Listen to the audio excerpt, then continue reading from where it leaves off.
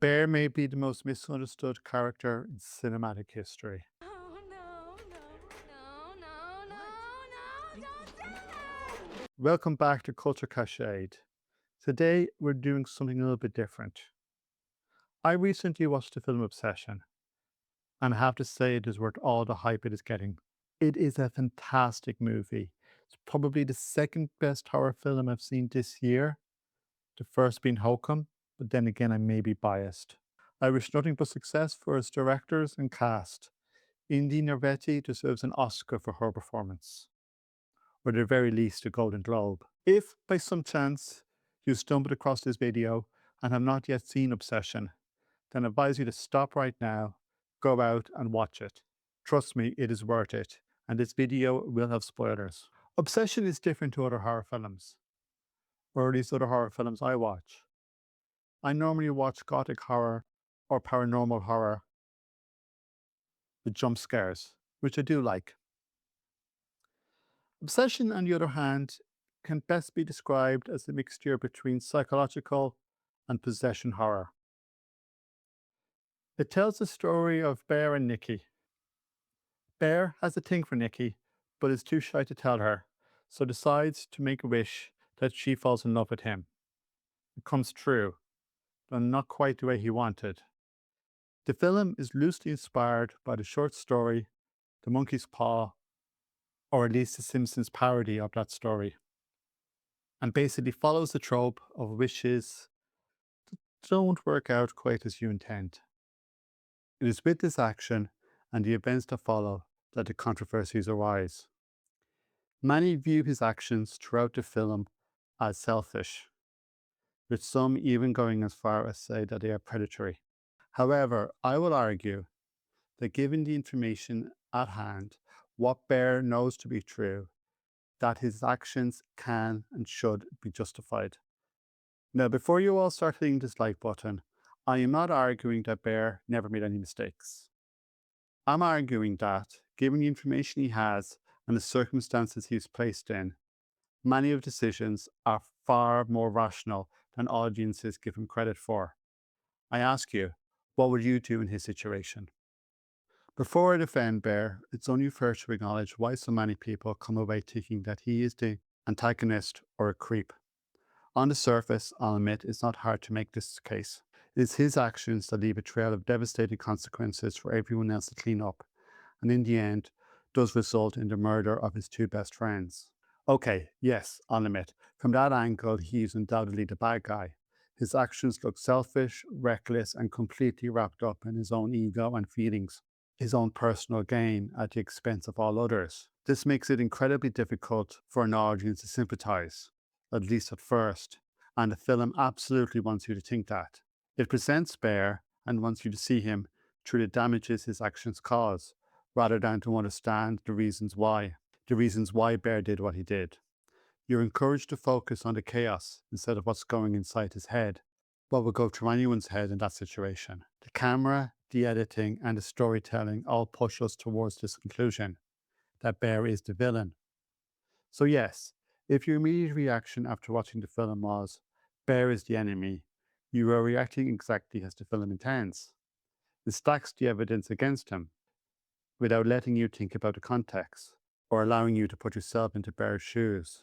And that's exactly why Bear deserves a defense. Because once you stop judging what he did and start asking why he did it, the whole film changes. Okay, I said at the beginning that Bear may be one of the most misunderstood characters in cinematic history.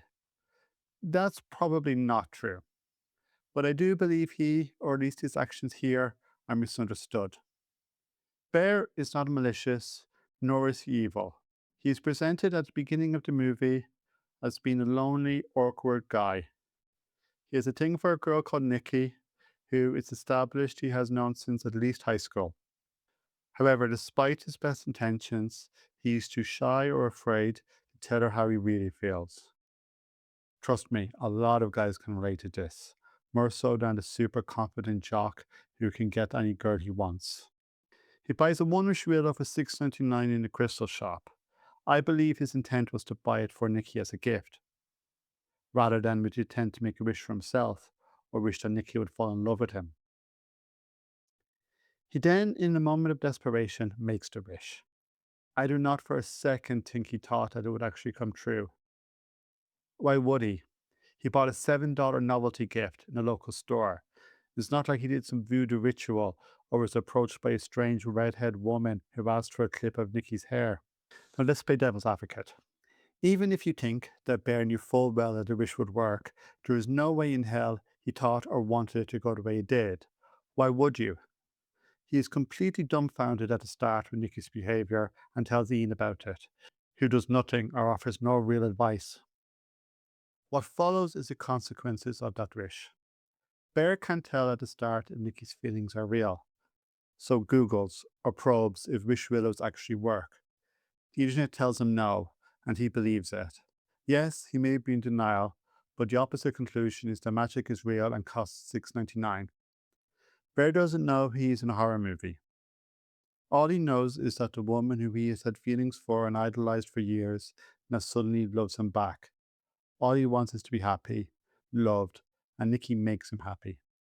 But things unravel. He wished that Nikki would love him, but her behavior becomes deranged more and more as the film goes on. He wished to be loved, not for Nikki to wet herself, waiting for him to come back or cook his cat. I came into this film completely blind, not seen a trailer or read a review. I knew there was some controversy about it, and when watching it, I thought it was because they portrayed Nikki as the crazy girlfriend trope.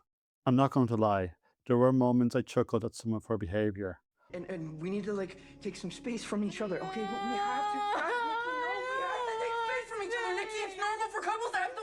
I also wonder if her cooking the cat was an homage to Fatal Attraction and a bunny boarding scene, or just a coincidence. By the way, if you're ever in a horror film, please give your cat to someone else to mind. Anyhow, Bear does begin to cop on as to what's happening and tries to help. He phones the company Wish Willow, but is told that all he can do is either kill himself or her. He's basically trapped in the most toxic of toxic relationships with a violent woman. She, at this stage, is basically dependent on him, and there is no way out, no way to escape. At this point, Bear tries to make the best of things. He's trying somewhat to help her, to change her, to get her to act normal, but the situation only gets worse. Okay, I want to take a break and just talk about the other two characters in the film for a second. Sarah and Ian, Nikki and Bear's mutual friends. Where are they when all this is happening? The time frame of the film isn't 100% clear, but at the start we hear that Nikki has put in her 2 weeks' notice, but is still working in the music store. Ian notices her behaviour, but Sarah seems not to. It's established that Sarah is still in contact with Nikki. How does Nikki act around her?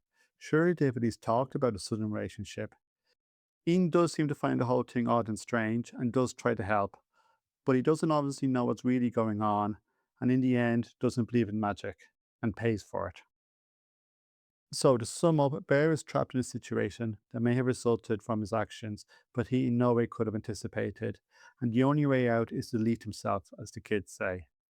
He does this. Some pointed out that he tries after taking the pills to throw them back up. Yes, this is true. But ending yourself is not natural. Your body and mind will fight this, and his reaction when doing so is fully understandable.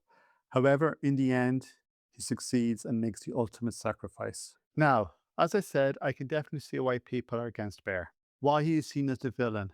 But I ask you, what would you do in this situation? How would you react? When he phones the support hotline, the only option he's given is to end his life or hers. Other than that, he is told that he has to stay with her and mind her. If he left her, she would track him down and perhaps kill innocent people in doing so. He does not have all the information and context that we have as the viewer. He is living with and in a relationship with someone who is mentally disturbed. His choices may not seem like the best ones, but they are reasonable based on what he actually knows at the time, not on information that only becomes available later. Now, I want to address a couple of the arguments that I have heard online about Bear's behaviour. One is that Bear, after the wish, does not care for Nikki or treats her as an object. As I said, we see him try to help her and take care of her, cleaning her up after she soils herself, trying to calm her down, reassure her. Bear is under constant emotional pressure and is increasingly in a state of fear. Nikki is his friend and he is trying to do what's best for her as he sees it. His actions and responses make him feel like a believable person rather than some idolized hero. The other issue that comes up is the wish itself, that it is wrong to put someone under a spell. First, as mentioned, Bear has no reason to think it will work. Why would he? If you, when blowing out your birthday candles, make a wish, would you expect it to come true? Some have issues with love potions and spells altogether. These things are not real, but have been the topic and subject of art and literature for centuries, millennia. From Shakespeare Midsummer's Night Dream to Buffy the Vampire Slayer, they are a trope and used in both love stories, rom-coms, and darker stories like Obsession. But again, Bear has no idea or reason to think that it would even work. And even if he did so, he did not expect her to go all psycho. People in horror movies make bad decisions all the time. Be it running upstairs to escape a knife-wielding maniac, staying overnight in a creepy castle, or burying your son in a mysterious cursed cemetery. These people do not act rationally, nor should we expect them to. While the film's framing strongly positions Bear as a reckless antagonist, a closer examination reveals a deeply tragic figure caught in an unimaginable supernatural trap.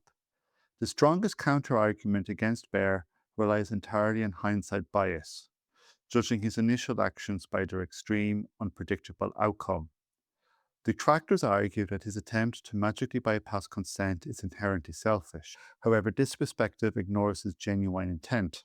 Bear did not conduct a malicious ritual, he bought a cheap novelty gift and made a desperate, mundane wish, with zero expectations of reality-bending consequences. Furthermore, critics often mischaracterize his subsequent behavior as apathetic or objectifying. In reality, Bear's defensive actions highlight his humanity. Instead of abandoning Nikki as her behavior rapidly deteriorated into violent madness, he actively tried to care for her, enduring severe emotional trauma and constant fear. I mean, does this look like the face of someone who's having a good time? Faced with an impossible ultimatum from the hotline to either end his life or hers, or endure a lifetime of danger, Bear chose the only selfless escape available by ultimately sacrificing himself to protect Nikki and others from further chaos. Bear definitively refutes the villain label. His journey is not one of a malicious manipulator, but a cautionary tale of an ordinary flawed man utterly destroyed by a cosmic joke. Okay, that ends my thoughts on this film and Bear's character. Once again, I did really enjoy Obsession and look forward to the sequel or whatever they do next. I thank you for watching, but before I say goodbye, there is something else I want to bring up. And if you've been sitting there, boiling over at what I've said so far, you ain't going to enjoy what I'm about to say. At the heart of the film Obsession is a topic or a theme I do not think we pay enough attention to or take seriously, and that is male loneliness. Male loneliness is a problem. Many men are feeling isolated in the current world as structures that have existed for centuries come crumbling away, and many men do not know what their roles in society is today. This is having serious consequences as men remove themselves from the world. This is a particular problem in Japan, where this phenomenon has a name, hikikomori. In the West too, and in the US, we see this trend, with more and more men leaving the workforce. 33% of men aged 16 plus are not in the workforce seeking work or an education in America. This is having devastating consequences on men, their mental health, and society at large. We obviously also see this regarding relationships. We are social creatures, but as we get older, finding new friends or maintaining old relationships gets harder and harder. Past friends move away or settle down with a family, and if you don't find yourself in this position, it can become lonely. Then there's the issue of romantic relationships. This is where most of the controversy arises and is more relevant to the film Obsession. Men feel that dating has shifted away from simple face-to-face connections to navigating apps, mixed signals, and evolving expectations. Simply having a good job is not enough anymore. On dating apps, only the top 20% of male profiles get any attention, and the rate of successful matches is only 2.5%. On the other hand, you hear women go on about the 3 6s: 6 foot, 6-figure income, 6-pack. It is also much more acceptable for women to proclaim that they don't need a man, while if men say similar, they are portrayed as a misogynist.